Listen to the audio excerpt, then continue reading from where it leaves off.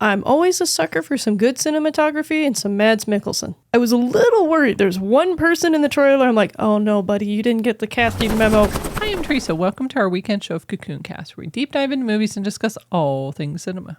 Hi, I'm Rebecca. Today we'll be discussing the new movie, The Promised Land. Rebecca, we have some Sandy Hollywood news, I hear. Number 3 might be a Dune deal. Oh boy. Let's get started. After Ludwig Kalen leaves behind his military career to start a farm and was considered the most inhospitable land in Denmark, he catches the negative attention of wealthy landowner and judge Frederick Schinkel. While he earns the support of a small but dedicated few, Ludwig becomes increasingly aware that he must make a choice between his dream and remaining alive to tell the tale. Rebecca, this is a dang good movie.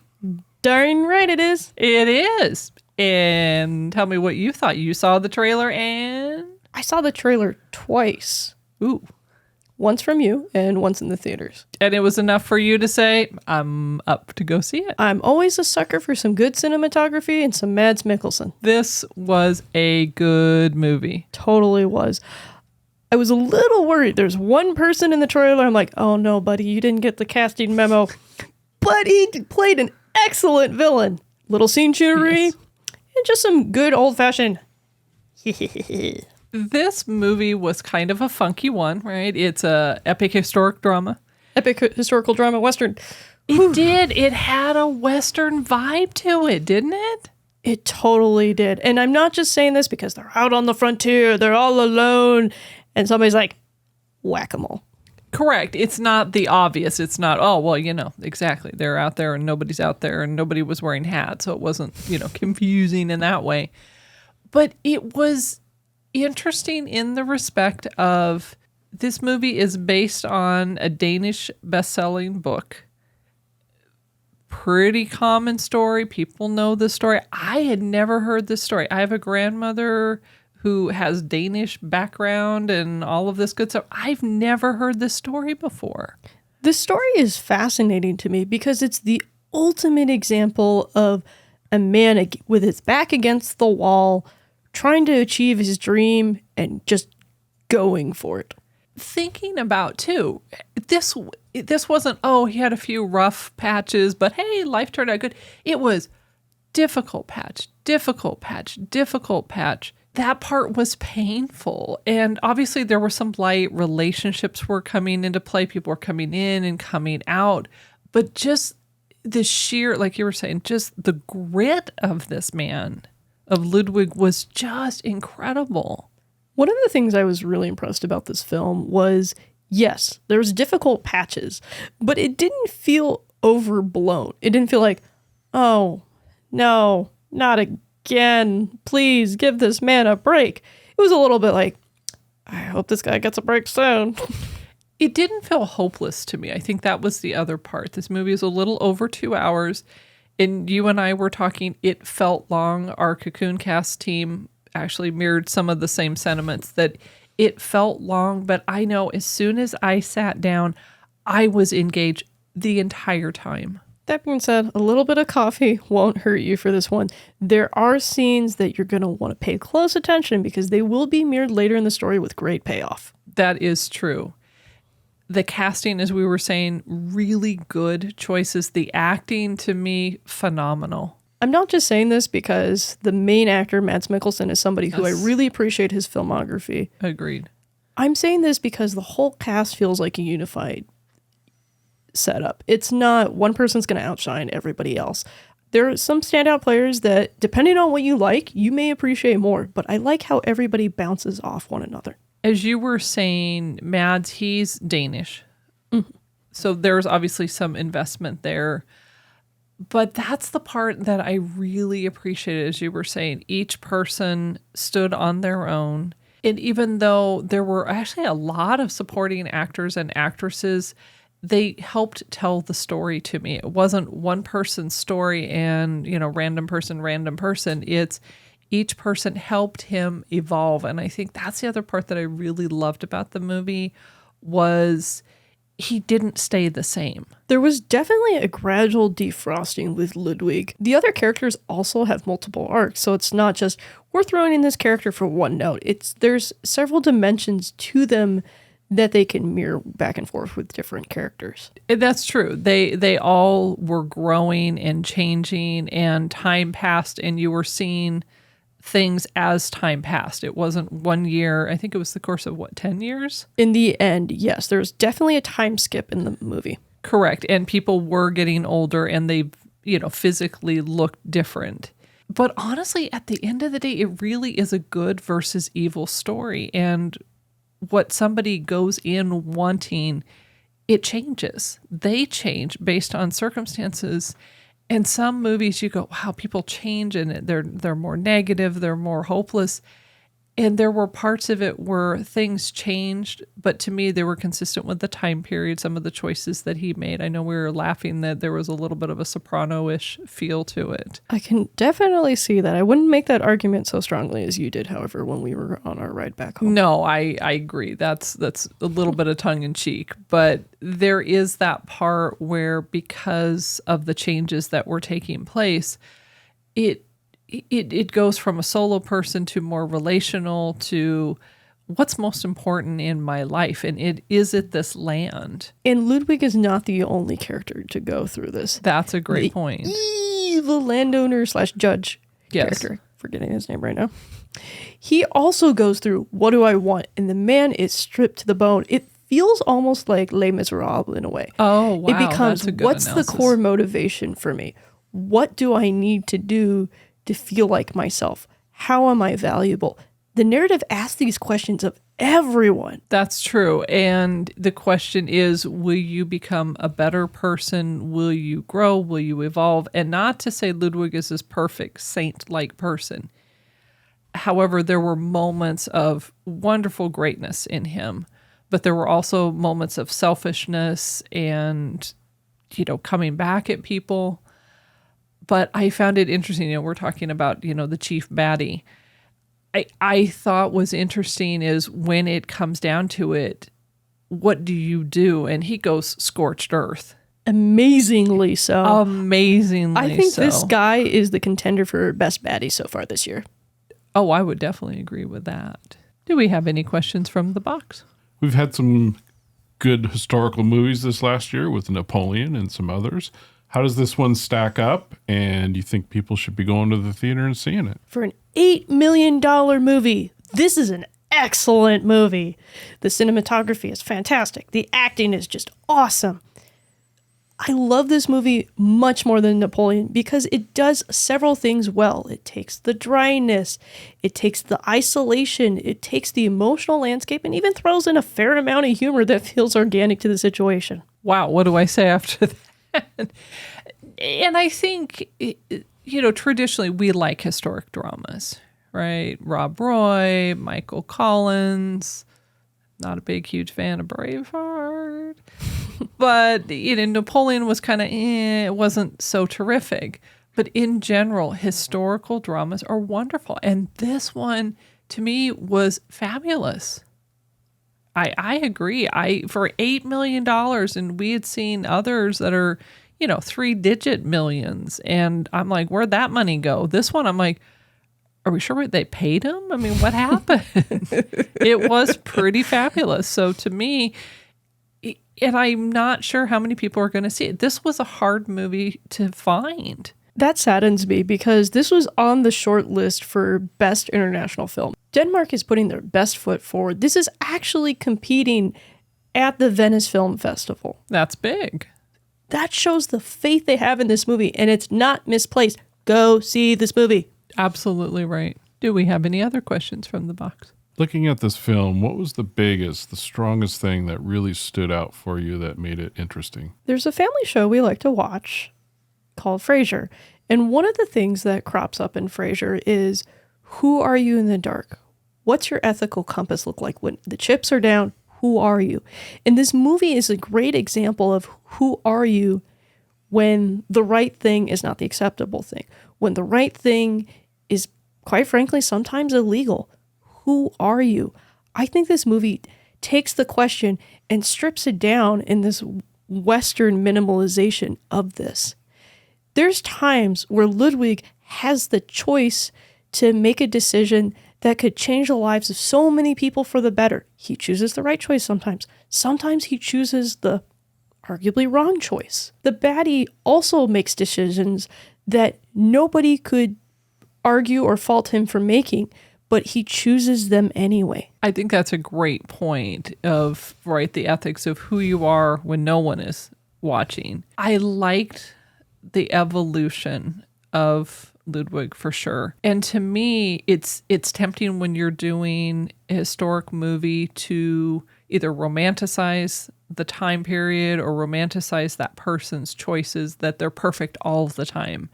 And to me, historical stories are more powerful when, like you said, sometimes you don't make the right choice. Sometimes you do. And you hope as an individual you will make the right choice more than the wrong choice. But I think it feels more authentic and real because it's easy to say, oh, we know this person, we love this person, or historically this person is esteemed within our culture or our country. And then you never hear anything bad about them. It just becomes almost unrealistic at a point. Yes. And I agree with you. I think it makes it more powerful to be authentic, to be real. Correct. And this movie could have went so many different ways, but I was very satisfied with the way that they went, the way they told the story. Rebecca, it is that time of the show where I have 5 moths. And I guess they're over in Denmark today. There's something strange in the state of Denmark. Exactly. 5 moths. There they are. Only 1 to 5. What do you think? What do you think? This is a 5-month movie. Wow. You sound pretty confident, pretty easy. 5 moths.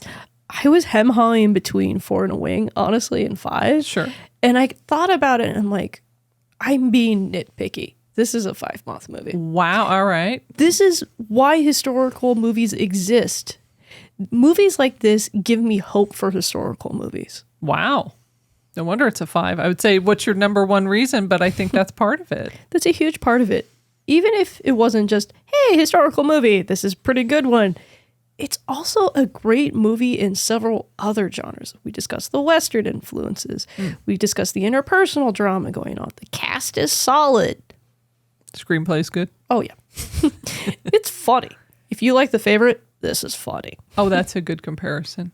All right. My 5 moths. I think, yeah, I know. I'm laughing. On. You already know. Yeah, say it. It's a 5 moth movie for me, too. Yay! No, I don't disagree. Every part of this movie landed. I didn't look at it and go, oh, they were going for that, or oh, that was an easy way out, or uh-oh. It was very cohesive. I never had to ask what were they thinking because everybody in this movie is committed to the bit, as we say. I would agree with that. If you enjoyed our review on The Promised Land, please like, which helps more viewers find our cinema community, and subscribe so you don't miss our upcoming reviews, and please share with your friends.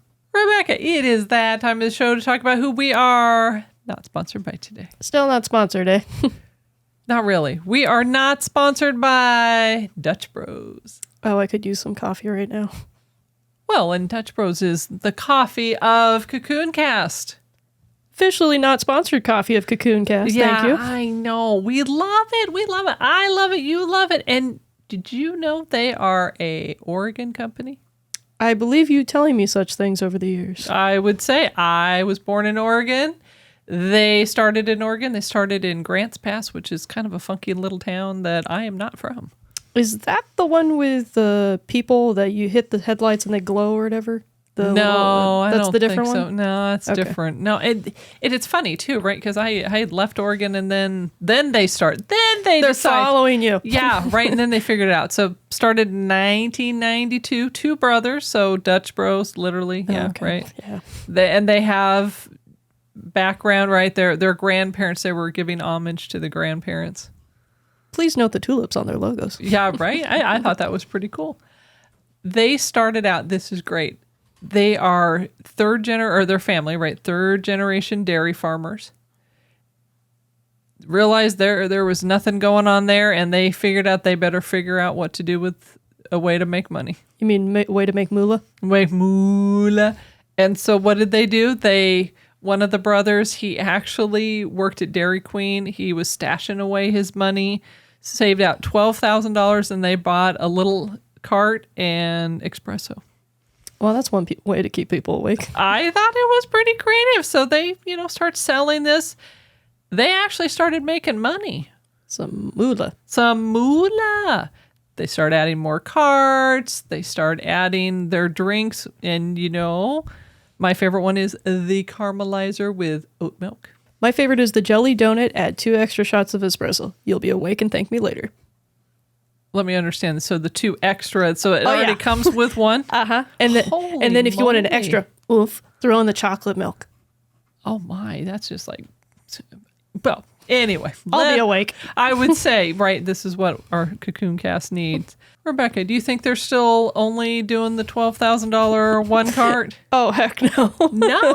Okay, so they went public. They raised over $400 million. Holy schnook. I know. And I love it. You're going to appreciate this. So at the New York Stock Exchange, right, they have the little ticker symbols and it's bros. Oh, I love that. I figured you would love it.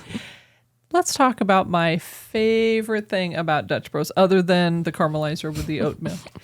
They do charity work, and it's called A Drink for Dane. Oh, please tell them about this. This is so awesome. Yes. So Dane is the other brother who passed away from ALS in 2009. They ask people to donate. You can go online. You can, they have their little boxes when you order your drinks. Their goal is to donate to Muscular Dystrophy Association, and they have donated $10 million based on generosity of customers. I think that's really awesome, and it speaks to the power of their, I guess you could call it a fan base, that they believe in this mission as well. Absolutely. I just think that is so sweet because obviously without the 2 brothers, without them coming together, you and I would not have our coffee that we love so much. Thanks, Dutch Bros, for being charitable, but also not for sponsoring us. It's that time of the show where we want to hear from you. We'd love to see your comments in our videos, especially your rating the movie and why. Now let's talk about some of the cool comments we've been getting. Teresa? First up, we have Thomas Kirby UB4BY commented on our review of Zone of Interest. Here's what he had to say. You can tell what attracted Glazer to the film and the location because of how the house is a perfect metaphor for planet Earth. Life and death are happening at once. Heaven and hell happening at once. The Garden of Eden and the gates of hell next door to each other. A greenhouse on the side of the wall that promotes growth of life, while the other building across the wall promotes death and carnage. The sounds of birds chirping clashing with the sounds of screaming, crying, images of children playing while children being separated on the other side of the wall. Look at the flowers at what the man-made pool. Play with the dog. What's over the wall? Nothing. Why do you care? It's the fault, not yours, according to your family. Sorry to be so graphic, but Glazer just puts it all out there.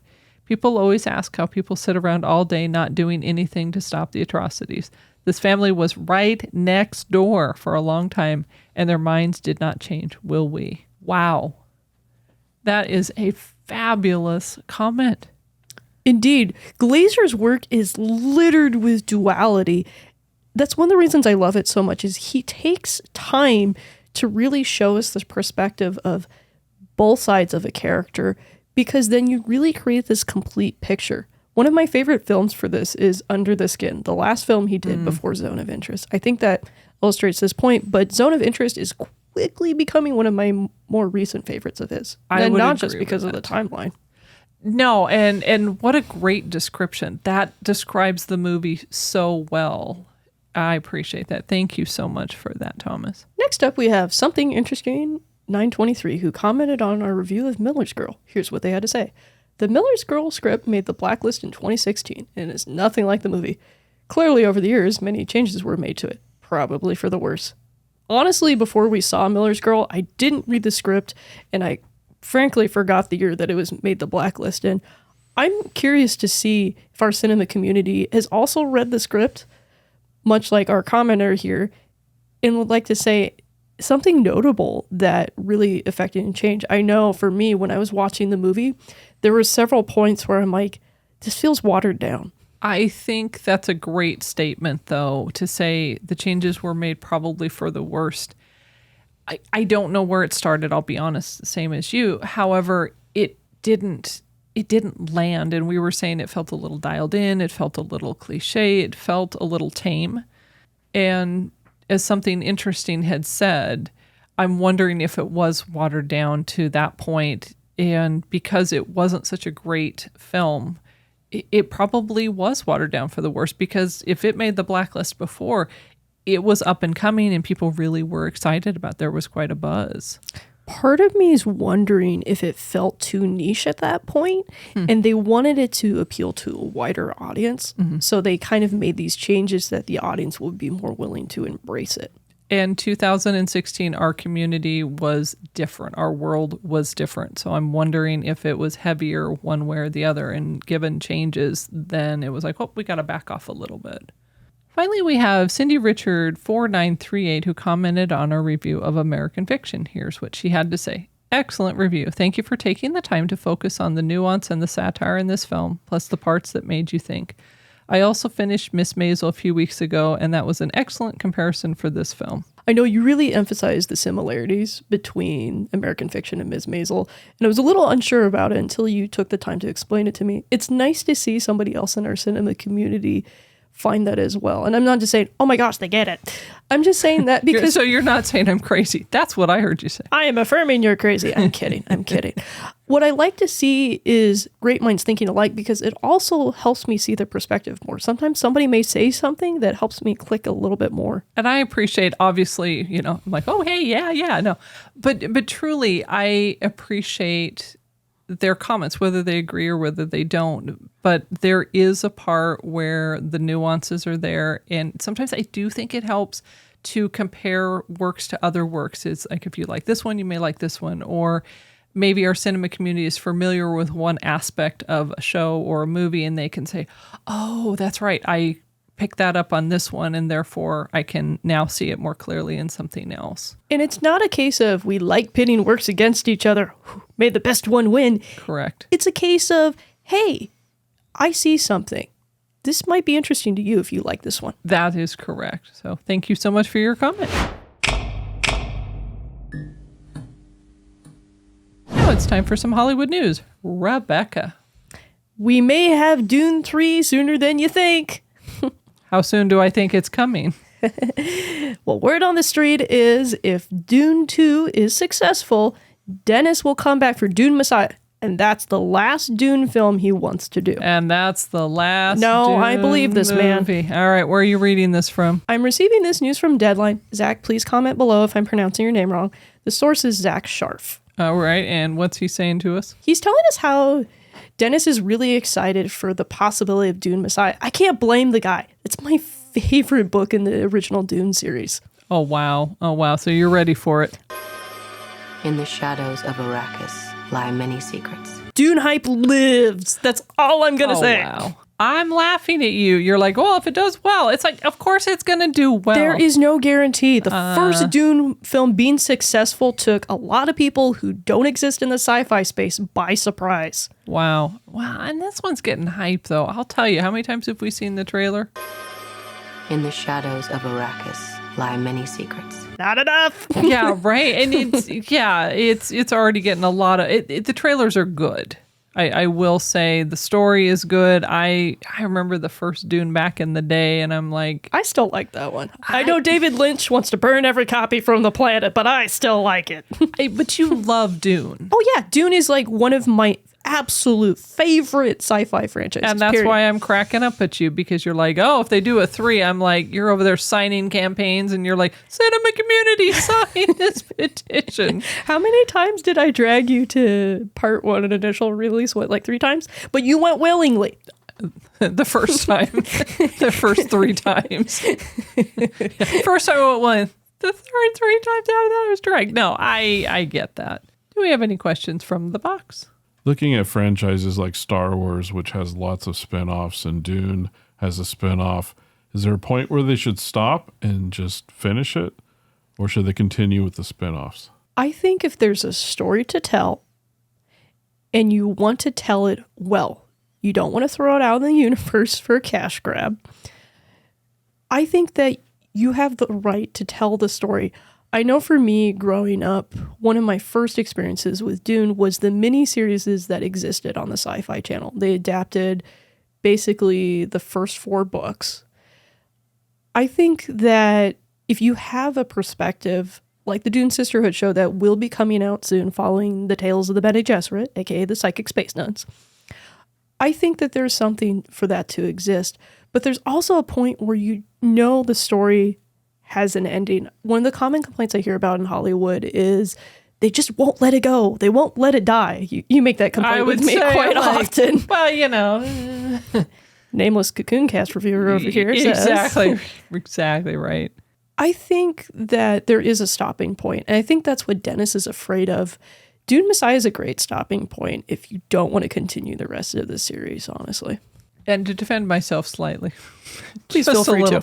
I agree with that. I do think that there are some where it's like enough already. However, I am also smart enough to know a movie is a wide net, and all these little subcultures and groups and things like that, they don't have the time to expand on them. And if that's a character, or if that's a community that you really like, I could understand. It's like, oh, I want to know more, because that will then inform how I feel about the movie.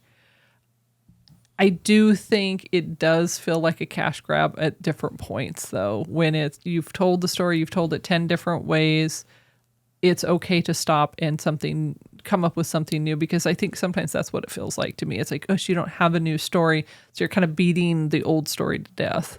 There's also something I read on X, and I can't remember who said it, unfortunately, but I retweeted it, and they made the point that sometimes stories work better in different mediums. Just because it's not a movie doesn't mean it can't make a fantastic comic book or something like that. No, that's a good point, too, that some are better told in different mediums. That I would. Rebecca, what else is going on out there? We have some more SNL casting news. Oh, wow. Part 2 from last week. Yes. All right. Talk to me. Who's talking to you? Justin Kroll. Justin, please comment if you're related to Nick Kroll. Come on, man. I know you could do it. And our other favorite guy from Deadline, Anthony D'Alessandro. Oh, yeah, your buddies. From Deadline? Let me guess. Oh, yeah, totally. Right. All right. Talk to me. Who's getting cast and what? We have 4 casting announcements. It's a 4 for guys. Wow. Just a reminder, cinema community, click on our video for last week's show. We actually discussed some of the other casting announcements in this flick. This is the adaptation of how did they get SNL on the air? Oh, okay. It's that story. It's like, how did they get there? All right. Who do we have in this now? We have Lamorne Morris as Garrett Morris. Oh, right. Some of our cinema community may remember him as Winston from New Girl. Oh, wow. Okay. And who else is out there? This is arguably the most well-known of the bunch. This is Dylan O'Brien as Dan Aykroyd. Do you remember when I used to watch Teen Wolf when I was a teenager? Not too much. Okay. He played one of the more well-known characters, Styles. Oh, okay. So people know who he is. Yes. People of my generation will know who he is. I sound super old right now, but I know. Yes. People of my generation. Okay. We have one who's a little out of left field, but I'm really excited to see him get some meaty character work. Corey Michael Smith as Chevy Chase. For a cinema community who's in the comic book TV space, you may remember him as Ed Nygma in Gotham. And for those of you who watch indie movies, he's that one PI guy we hate to watch in Carol. Wow. All right. And how many at this point have they been cast? There's a good chunk. When I was pulling up to the studio with you, I was going through the casting list. Entertainment Weekly had another article, but we're focusing specifically on this one. Now, there's a relative unknown. This is going to be very interesting. Matt Wood as John Belushi. I could barely find anything on this guy. He was literally only in 3 SVU episodes. Oh, wow. He has a little bit more Broadway credits, but not that much. So it's kind of be his big break, really. And has this been formalized, or is this... It's formalized. Okay. It's just not a lot of news out there yet. That's correct. All we know is some people have been cast. Okay. I'm laughing because I'm thinking next week we'll have another 3 because they're not done. They're not done casting yet. I may bring up the Entertainment Weekly article. They did officially cast Gilda Radner, so I know you're going to be excited about that. Oh, okay. I'm excited. You were right. Hey, you know what I'm excited about, and you know when I don't know what I'm talking about. I'd love our cinema community to also comment below. Who do you want to see cast, and who do you want to see in this SNL movie? Do we have any questions from the box? We seem to have a mix of knowns and unknowns. Do you think that bodes well for the movie? I think Jason's got a really good sense of what makes a good performance, but he also has the perspective of knowing some of these people in real life and having this vast array of resources to help him picture and visualize how he wants each of these people to be. I know, Rebecca, we like Jason Reitman. We talking a lot about him around the Ghostbusters and just his desire to make a good movie. And I know the word you were using is, I trust him to make a good movie. Not just because of Ghostbusters. Mm-hmm. Jason also directed Juno, yes, which is a pretty solid movie. Not just because of Diablo Cody's screenplay, but also because of the choices Jason is making to give you a perspective of what's the character going through. This is going to be an interesting movie. I agree with that. I will probably be there opening night with book in hand making notes. Wow. Oh, that's right. The infamous, yes. Tome. Right. Nice. Thanks for joining us this week. We're always excited to create experiences to bring our cinema community together. Next week, we're excited to be reviewing on our Movies and More weekly show, the new movie, Lisa Frankenstein. Please remember to like, subscribe, and to share our channel. If you enjoyed the show, you might check out last week where we reviewed Zone of Interest. And on our Movies and More weekly show, we reviewed Miller's Girl. Remember, cinema community movies are better together. Thanks for watching. See you in the next review.